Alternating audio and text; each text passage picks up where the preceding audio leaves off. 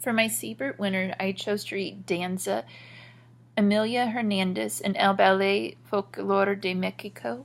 This was both written and illustrated by Duncan Tunith. And what was interesting is he hand drew these pictures and then by the use of technology went through and then put them together.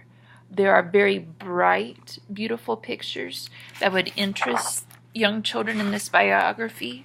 Now, what's unique about this is most of the information is just given as straight facts within the book, so there's not really any character interactions throughout the story. We get to see a young Amalia of how she grows up doing ballet, and then she progresses in creating a ballet company and is one of the dancers throughout this ballet company. And within her studies, she decides to go through and base dances off of traditional Mexican folklore, hence the name Danza comes into be. Her group grows from about 20 to 50, and as it continues to grow and participate, she then steps back into the area of just being the choreographer. She ended up also having not one but two troupes, one that was just in Mexico City and then one that travels internationally.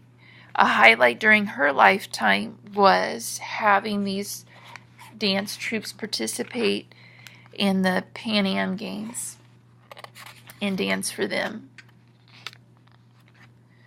And at the conclusion of the book, we see how she herself opens a studio and teaches.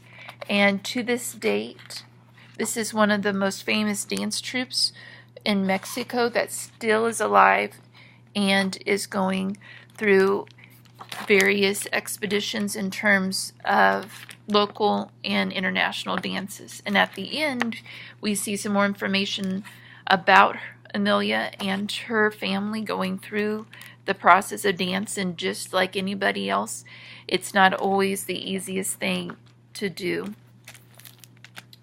A theme for this book, as we saw Amalia's adaptation from being a dancer, creating the studio, and then going to the choreographer, and then finally concluding with that of being a teacher of dance, shows of adaptation, which is really good, especially for young kids, to see that you will have to change as your life goes on.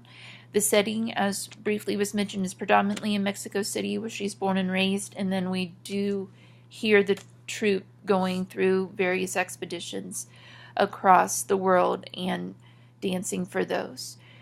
The nice part about this book is it gives a beautiful cultural setting to dance and what it means in Mexico.